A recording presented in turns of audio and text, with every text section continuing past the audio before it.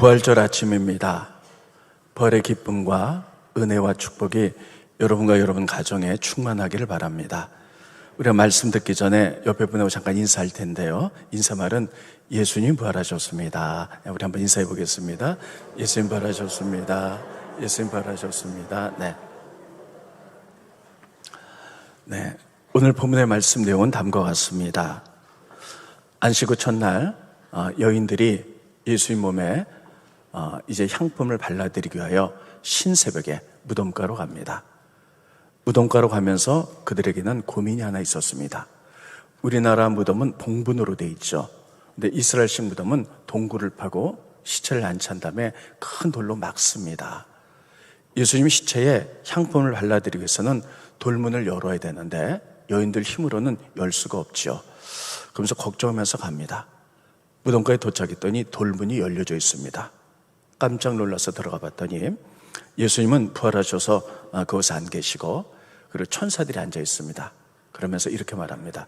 예수님이 약속한 대로 부활하셨다. 그래서 제자들에게 부활의 소식을 전하고 예수님이 돌아가시기 전에 부활하면 갈릴리에서 만나자 그랬으니 그 소식을 전해서 갈릴리에서 만나도록 그렇게 이야기를 해라. 그래서 그 여인들이 깜짝 놀라서 제자들에게 막 달려가서 예수님 부활하셨다 이렇게 증거합니다. 제자들이 이제 막 무덤가로 와보죠. 그래서 그 소식을 보면서 예수님 부활하셨다 이렇게 부활을 깨닫게 되었다는 것이 오늘 본문의 말씀입니다. 오늘 전 여러분들에게 세례식도 있고 또 그랬기 때문에 간단하게 부활에 대해서 몇 가지로만 말씀 전하도록 하겠습니다. 첫째, 예수님 부활하셨어요. 많은 분들이 이렇게 생각을 합니다. 2000년 전에 예수님이 부활한 것과 지금 이 시대 살아가는 우리와 무슨 상관이 있는가 이렇게 말하는 분들이 의외로 있습니다. 여러분, 예수님은 생명 이렇게 얘기하지 예수 생명 이렇게 얘기하지 예수 목숨 이렇게 말하는 사람 없습니다. 한번 따라해 보겠습니다. 예수 생명. 우리는 목숨과 생명이란 말이 있어요. 목숨은 우리 육신에 가는 거예요. 그래서 우리가 죽으면 목숨이 끊어지는 거죠. 근데 생명은 영원히 사는 거예요. 근데 우리가 예수님을 영접했을 때, 믿기 시작했을 때 예수의 영원한 생명이 내 안에 들어와 계시는 겁니다. 그래서 그분이 내 안에 계심으로 말미암아 우리가 하나님 말씀대로 살다가 우리가 죽으면 그분의 영혼에 의하여, 영원한 생명에 의하여 천국 가고 나중에 다시 부활하게 되는 것입니다. 우리가 천국 가고 우리가 또 부활하게 되는 것은 어떤 우리가 어떤 공로를 세워서가 아니라 예수의 생명이 우리 가운데 있기 때문이고, 그것 때문에 우리가 아무 잘한 것이 없어도 우리가 부활을 누릴 수 있는 것은 그것을 바로 은혜다 이렇게 얘기합니다. 따르겠습니다. 은혜. 네. 그러면 여러분, 우리는 이제 언제 부활하게 될까요? 또 어떤 모습으로 부활하게 될까요? 스크린 보여주세요. 고린도전서 15장 51절로 52절에 보면 이렇게 쓰고 있습니다. 보라, 내가 너에게 비밀을 말하노니 우리가 다 잠잘 것이 아니요 마지막 나팔, 마지막 예수님이 재림할 때에 천사장들이 나팔 불 때 순식간에 호련히 다 변화되리니, 이 말씀을 자세히 보면요, 순식간에 호련히 갑자기 예수님 재림하면 다 갑자기 변화되는데, 52절 나팔 소리가 나매 죽은 자들이 썩지 아니할 것으로 다시 살아나고, 돌아가신 분들이 다시 새로운 육체로 다시 살아나고 우리들도 변화해서 부활의 몸으로 변하게 될 것이라는 거예요. 그러면 우리는 어떠한 모습으로 부활할까 하는 것을 고린도전서에 또 쓰고 있습니다. 스크린 보시죠. 고린도전서 15장 42절로 43절에 보면 죽은 자의 부활도 그와 같으니 썩을 것으로 심고 썩지 아니할 것으로 다시 살아며. 여러분, 우리의 육은요 언젠간 죽어서 다 썩습니다. 근데 부활의 몸은 썩지 않을 가장 아름다운 몸으로 부활시켜 줄 것이며, 욕된 것으로 심고 영광스러운 것으로 다시 살아나며, 영광의 몸으로 약한 것으로 심고 강한 것으로 다시 살아나며. 그러니까 여러분, 예수님이 우리를 부활시켜 줄 때 그 몸은요 특별히 강하고 가장 영광스러운 어떠한 찬란한 몸입니다. 우리의 육신은 강해봤자 80년 90년 살면 다 이제 병들고 늙어서 돌아가십니다. 그러나 예수님이 우리 영원한 생명 위에 이제 다시 부활의 몸을 입혀주신 것은 썩지 않고 죽지 않고 늙지 않는 가장 영광의 몸, 가장 강한 몸, 그것이 어떤 몸인지는 우리 알 수 없으나 그렇게 우리를 부활시켜 준다는 것이에요. 여러분, 지금 봄이라서 밖에 나가보면 생각지도 못한 벚꽃들, 또 목련, 개나리가 활짝 폈습니다. 우리가 겨울을 지날 때 다 죽어서 메마른 가지 가운데 이런 것들이 필 줄은 상상도 못했습니다. 근데 봄이 돼서 때가 되니까 그것들이 이렇게 그 메마른 죽은 가지 가운데서 벚꽃, 그리고 목련, 그리고 개나리들이 피듯이, 여러분, 부활은 그와 같다는 거예요. 이것을 다시 얘기하면 그런 꽃들도 처음에는 작은 씨알로 시작했을 것입니다. 작은 씨알. 근데 그 가운데 생명이 있어요. 그것을 땅에 묻으면 그 껍질이 깨지죠?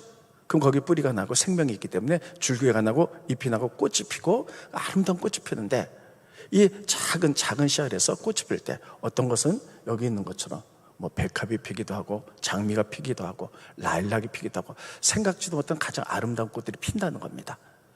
여러분, 우리가 이 씨알을, 꽃을 본 적이 없다면 이 씨알, 까만 씨알에서 그런 생명이 나올 줄은 상상도 못할 겁니다.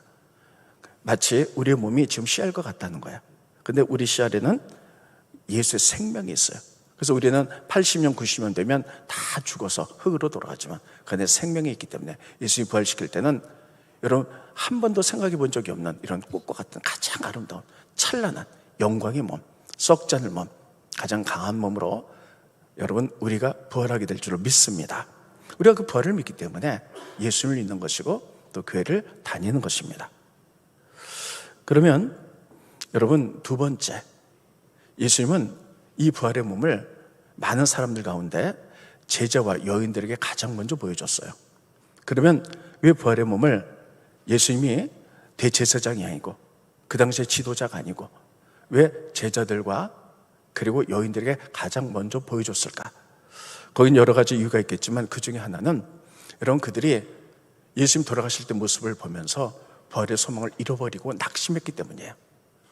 예수님이 돌아가시기 전에 제자들과 여인들에게 내가 다시 살아날 것이다, 부활에 대해서 얘기했어요. 아무 일이 없을 때는요, 아멘, 막연히 그렇게 받아들였어요. 근데 예수님이 처참하게 십자가상에 돌아가시는 모습을 보면서 그들 이렇게 생각했을 겁니다. 저렇게 험하게 돌아가셨는데 어떻게 살아날 수 있겠어? 여러분, 예수님 돌아가셨을 때 모습을 한번 생각해 보세요. 39대 채찍을 맞으셔서 온몸이 갈갈이 다 찢겼어요. 피투성이가 됐어요. 그리고 가시면류관 쓰시고, 그리고 손과 발에 30cm 이상의 나무못에 박히셔서 여러분, 근육이 끊기고 뼈가 부러지고, 또 옆구리에 창을 맞으셔서 물과 피를 다 흘려서 정말 온몸이 다 상해서 돌아가셨어요. 만약에 사람이 심장마비로 죽었다 그러면 겉은 깨끗하잖아요. 그럼 혹시 살아날 수도 있겠다 이런 기대감이 있지만, 온몸이 처참하게 다 찢겨져 죽었다면 그것을 보면서 저렇게 죽은 사람이 어떻게 살아날 수 있을까? 여러분, 제자들은, 여인들은 그렇게 생각한 거예요. 그래서 부활이 된 믿음과 신념이 다 무너져 내렸어요. 여러분, 그래서 그렇게 평범하고 좋을 때는 부활에 대해서 말씀할 때 아멘으로 받아들였지만, 예수님의 그 험한 십자가 죽음 앞에서 저렇게 돌아가신 분이 어떻게 살아날 수 있어? 그들의 믿음이 무너졌을 때 그들에게 부활의 몸을 보여주시고 그들의 믿음을 회복시키기 위해서 가장 먼저 예수님께서 제자들과 여인들에게 나타나셨어요. 성경을 자세히 들여다보면 그 당시에 예수님 부활했을 때 여인들과 제자들이 예수님 부활을 하나도 믿지 않았다는 것이 성경에 기록되어 있습니다. 스크린 보시죠. 누가복음 24장 1절에 보면 안식 후 첫날 새벽에 이 여자들이 준비한 향품을 가지고 무덤에 갔다. 여러분, 안식 후 첫날은 예수님이 부활한 아침이에요. 그럼 마땅히 예수님이 부활하신다 그랬지? 하고 막 가서 예수님의 부활을 기대해야 되죠. 근데 향품을 발라드리기 위해서 갔다는 이야기는 예수님 시체에 향품을 발라드리기 위해서, 그러니까 부활을 믿은 태도가 아닙니다. 두 번째 보겠습니다. 스크린. 사도들은 그들의 말이 허탄한 듯 배워 들려 믿지 아니하니. 이 얘기는 뭐냐면 이제 여인들이 예수님 부활하는 것을 봤어요. 그래서 막 제자들이 가서 예수님 부활하셨습니다 이렇게 했더니 제자들이 그 얘기를 듣고요, 허탄한 듯 보여서 믿지 않았다. 그게 뭐냐면 네가 헛것을 봤구나. 죽은 사람이 어떻게 부활해? 그러니까 예수님의 12제자도 전혀 믿지 않았다는 거예요. 또 여러분, 예수님 주변에 12제자가 있고요 70인의 제자가 있는데, 가운데 어떤 70인 제자 가운데 두 사람이 예수님이 그렇게 험하게 돌아가신 것을 보고 다 끝났다고 생각하고 자기 고향 엠마오로 돌아가는데 예수님이 나타나셨어요. 그래서 예수님을 부활한 것을 깨닫게 되었습니다. 그래서 막 제자들에게 가서 예수님 부활하셨습니다, 우리가 봤습니다 그랬더니 그 얘기를 듣고도 믿지 않았더라. 스크린봇입니다.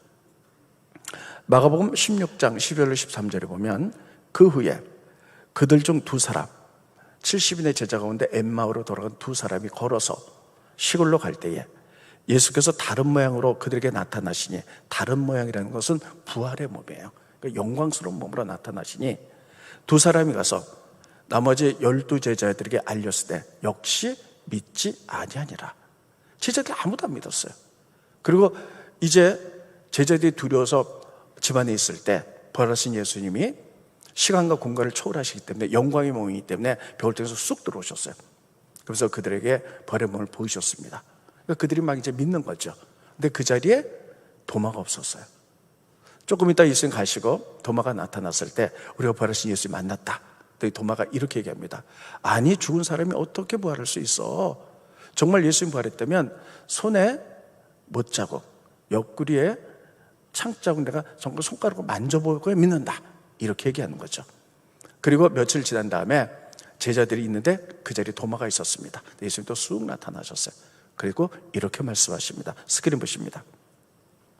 요한복음 20장 25절에 보면 다른 제자들이 그에게 이르되, 이것은 그는 도마입니다, 우리가 주를 보았노라 하니 도마가 이르되, 내가 그의 손에 못자국을 보며 내 손가락을 그 못자국에 넣으며 내 손을 그 옆구리에 넣어보지 않고 믿지 아니하겠노라 하니라. 그러니까 여러분, 여인들과 예수님 12 제자들이 다 하나도 믿지 않았던 거예요. 처음부터 믿지 않았을까요? 아니요, 처음에 믿었어요.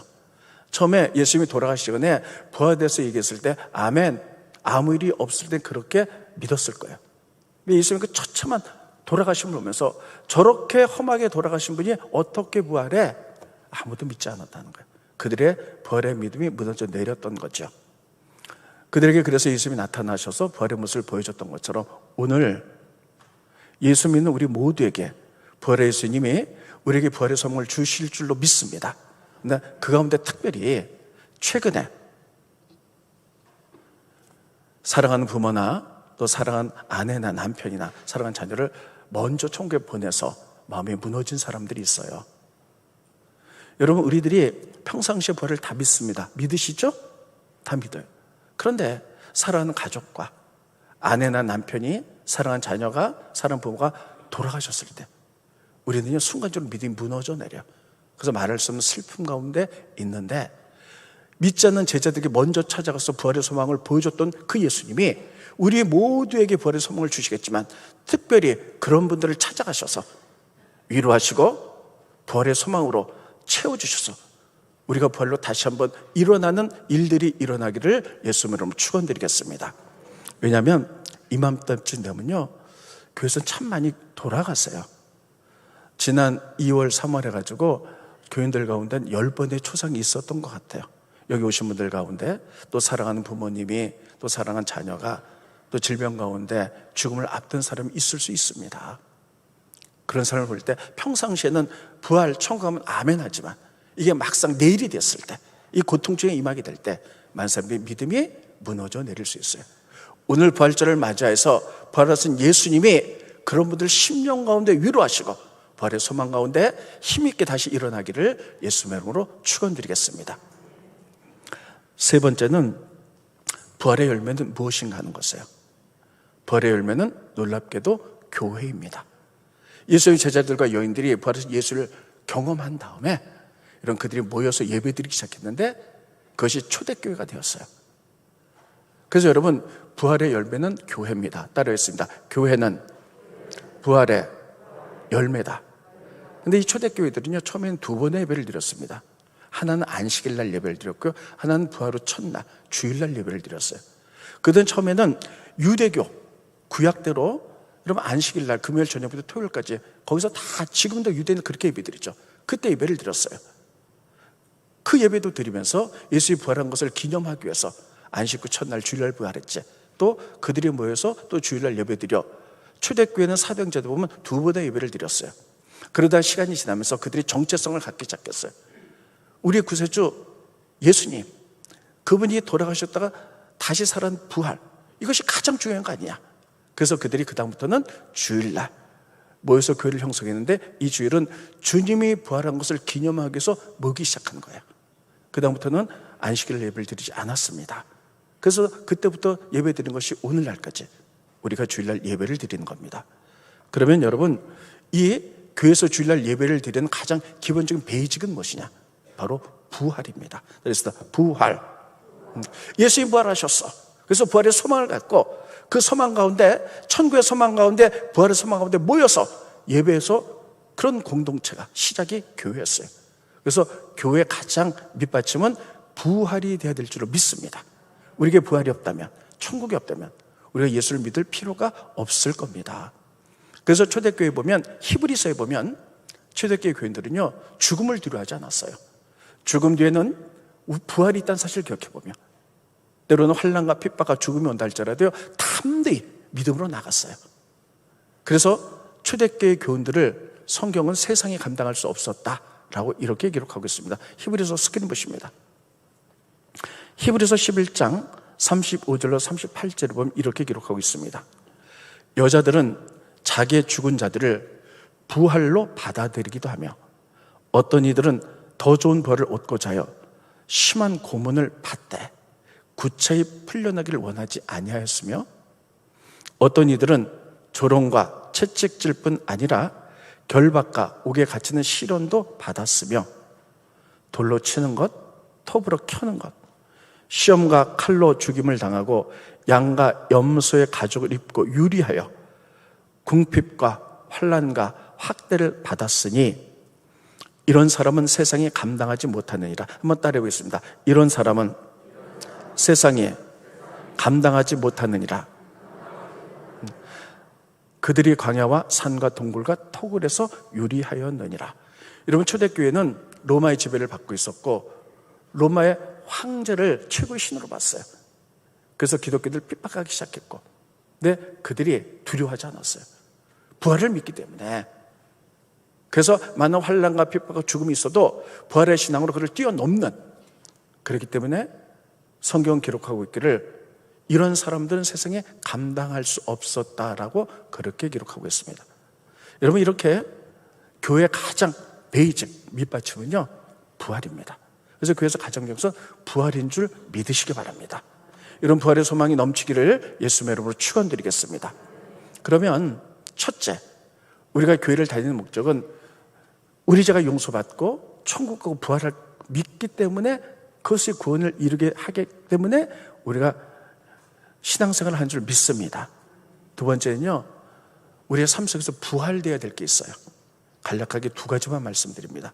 첫째, 저희 교회에서는 기도하면서 다음 세대가 믿음이 부활하기를 원합니다. 지금 믿지 않는 세대들이 일어나고 있어요.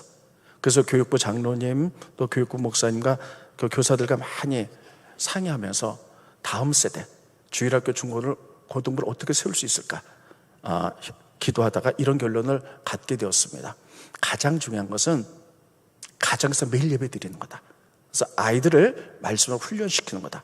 그래서 5월 1일부터 주일학교 아이들, 중고등부 아이들에게 예배 마치고 나면 예배, 가정예배 순서지를 다 애들 손에 들려서 집에 보낼 거예요. 그러면 그것을 가지고 부모님이 이게 뭐지? 하지 마시고요, 그것을 가지고 아이들과 이제 매일 예배를 드리세요. 주일학교 애들은 주일학교에 맞게 설교가 나갈 거고요, 매일 예배, 중고등부는 중고등부에 맞게 매일 예배 설교가 나갈 겁니다. 그러면 같이 모여서 아이들이 같이 예배 드리며 말씀으로 신앙할 때 그들이 일어나 그들이 하나님 나라의 일꾼들이 될 줄로 믿습니다. 그래서 우리가 다른 것도 보여야 되겠지만 다음 세대를 위하여 이렇게 매일 아이들이 예배 드릴 수 있는 가정 예배가 부활하기를 원합니다. 그리고 아이들이 다 커서 이제 어른들만 있는 교회는요, 우리들이 매일 예배 드릴 때 우리가 유튜브로 매일 새벽기도 나가잖아요. 그거 가지고 예배 드리셔도 좋고요, 우리에게도 예배 순서지 매일 예배 드릴 수 있는 거를 자료를 주십시오 하면 여러분들이 사무실에 신청하시면 5월 1일부터 그런 분들에게도 매일 일주일 동안 예배 드릴 수 있는 것들을 만들어서 이렇게 드리겠습니다. 여러분들이 그래서 가정 예배가 부활할 수 있기를 예수님 여러분으로 축원드리겠습니다. 두 번째는요, 하나님 나라가 부활해야 돼요. 그랬습니다. 하나님의 나라. 여러분, 우리 신앙의 목적이 뭡니까? 많은 사람들이 예수 믿고 축복받고 성공하는 거, 이게 눈에 보이는 신앙의 목적이 되는 경우가 많아요. 근데 그것은 예수 잘 믿으면 오는 결과에 지나지 않습니다. 우리 신앙의 목적은 따르였습니다. 첫 번째는, 다시요, 첫 번째는 구원이요, 두 번째는 하나님의 나라다. 그러면 여러분, 이미 예수 믿고 하나의 영이 우리 가운데 있기 때문에 천국과 부활을 분명히 믿지요. 네, 이건 이미 이루어졌어요. 그럼 두 번째, 하나님의 나라. 하나님이 통치하는 나라, 하나의 다스림을 받는 나라. 이게 얼마나 중요한지 몰라요. 여러분, 우리가 하나님을 믿어서 내가 하나님 말씀대로 살겠습니다, 하나님의 통치를 받고 하나님의 다스림대로 살겠습니다 결정하면 내 안에 심령의 천국이 이루어진 줄 믿습니다. 우리 가정이 모두 하나님 경외하고 하나님 말씀대로 살겠습니다, 하나님의 다스림을 받겠습니다, 이렇게 결정하면 가정의 천국이 이루어지는 거예요. 이 하나님의 나라, 하나님의 다스림, 이게 얼마나 중요한지 예수님이 부활하셨어요. 그리고 40일 동안 제자들에게 나타나셔서 그 제자들에게 오직 하나님의 나라에 대해서 집중적으로 가르치셨어요. 그것이 그만큼 중요하기 때문에 스크린 보십니다. 사도행전 1장 3절입니다. 그가 고난받으신 후에 또한 그들에게 확실한 많은 증거로 친히 살아계심을 나타내사 40일 동안 제자들에게 보이시며 하나님 나라 일을 말씀하시니라. 예수님 부활하신 다음에 40일 동안에 집중적으로 제자들에게 하나님의 나라 일을 말씀하셨어요. 여기서 하나님의 나라는 조서 천국과는 이건 아닙니다. 이건 기본이고요. 이 땅에서 우리들이 하나님의 말씀의 통치 가운데 말씀대로 살아갈 것, 하나님의 다스림 속에 살아갈 것, 어떻게 심령의 천국이 이루어지고 가정의 천국이 이루어지고 이 땅의 모든 나라와 민족과 모든 족속들이 하나님이 만드셨기 때문에 그들이 하나님을 믿고 하나님의 지배 속에, 하나님의 통치 속에 살아가는, 다스림을 받는 하나님의 나라에 대해서 가르치신 거예요. 그것 때문에 여러분을 부르시고 교회를 만드실 줄 믿습니다. 그래서 여러분, 우리들은요 이미 하나님의 다스림, 말씀을 기반으로 해서 그것을 우리가 경험했다면 믿지 않는 사람들이 그것을 증거해야 될 줄로 믿습니다. 하나님께서 우리만 창조하신 것이 아니에요. 세상에 믿지 않는 모든 사람들도 하나님 형상으로 창조하셨어요. 하나님을 모를 뿐이에요. 근데 우리가 하나님의 다스림을 경험했죠. 하나님 우리를 무엇으로 다스린다 그랬어요? 공의와 사랑으로. 모든 사람이 평등하고 모든 사람이 다 존귀한 하나님의 형상이고, 그리고 우리는 사람들을 사랑으로, 그리고 섬김으로, 우리가 이렇게 섬김으로 나갈 때, 사랑으로 사람들 관계 이어갈 때, 교회에서 이런 천국을 경험한 후에 세상의 많은 사람들이 그것을 삶으로 드러나야 돼요. 그래서 전해야 됩니다. 이미 말로 전하는 시대는 끝났어요. 많은 사람들이 예수쟁이는, 예수 사람들은 말쟁이야, 말만 해. 이제 우리가 낮은 자세에서 하나님의 그 사랑으로 그들을 섬기고, 그리고 모든 사람이 공평하다는 것, 모든 사람이 형상으로 지음받았다는 것을 섬김으로 나타낼 때 세상에 믿지 않는 사람들도 하나의 형상으로 만들어졌기 때문에 영적으로 굶주려 있어요. 이런 사랑의 모습, 하나의 다스림의 모습을 우리가 경험하고 그것을 전할 때에, 삶의 모습으로 나타낼 때에 그들이 그것을 보며 영적으로 목말라하고 하나님을 이해하고 알게 되고 돌아오게 될 것입니다. 그래서 세상의 모든 삼라 만상과 모든 나라와 민족과 모든 방언들을 하나님 만드셨기 때문에 하나님 그들을 다 통치하기 원하세요. 물의 바다 덮음같이 하나님의 통치로 가득한 세상, 이게 예수님이 꿈꿨던, 하나님 꿈꿨던 하나님의 나라입니다. 그래서 예수님께서 제자들에게 부활을 하신 후에 40일 동안 하나님의 나라를 집중적으로 가르치셨고 이것을 위하여 너를 불렀다는 거예요. 그렇다면 여러분, 그것을 위하여 우리를 부르고 교회를 세우신 줄 믿습니다. 그래서 여러분, 우리들이 신앙의 목적, 패러다임을 바꿔야 돼요. 예수 믿고 축복받고, 예수 믿고 성공하고, 예수 믿고 몸에서 병이 떠나가고, 이거는 예수를 잘 믿는 오는 결과일 뿐이고, 하나님 우리를 부르신 목적, 하나님의 나라, 하나님의 다스림을 받는 것, 말씀의 가치관에 있어서, 그래서 가장 중요한 게 말씀이에요. 말씀을 읽고 하나님을 어떻게 다스려 나가는 것을 깨닫고 그것을 삶으로 살아내는 것, 이것이 삶의 목적이 되시기를, 그것이 부활하기를 예수님으로 축원드리겠습니다. 그래서 여러분, 우리가 부활의 소망과 우리가 천국의 소망뿐만 아니라 이 땅에 하나님 나라에 대해서 그렇게 목말라 하셨던 예수님의 그 모든 것들을 우리 나머지 생에 다 이루어드리는 그런 것들이 부활하는 귀한 부활절이 되시기를 예수님의 이름으로 축원드리겠습니다. 기도하겠습니다. 고마우신 주님, 은혜를 감사함을 드립니다. 부활절 아침입니다. 예수님 부활하셨듯이 우리들에게 부활과 천국과 영생의 소망을 주시니 감사함을 드립니다. 하나님 원하는 것은 특별히 이제 우리 가운데 부활해야 될 것은 하나님을 알지 못한 다음 세대들이 일어나고 있습니다. 이들의 신앙을 부활시키기 위하여 하나님께서 최선 다할 수 있도록 도와주시고 또 이 땅에 하나님이 다스린 나라 전 세계를 하나님이 만드셨사오니 하나님의 통치하에 있기 위하여 우리들을 먼저 부르시고 교회를 세운 줄로 믿습니다. 이것이 신앙의 목적이 되어서 오늘도 하나님 이것의 부활을 위하여 우리가 최선을 다할 수 있도록 도와주시옵소서. 그럴 때에 그 나라와 그 일을 구하면 더해주신 하나님의 섭리를 바라보며 우리가 하나님 믿는 목적이 바뀔 수 있도록 도와주시옵소서. 예수님의 이름으로 간절히 기도하옵나이다. 아멘.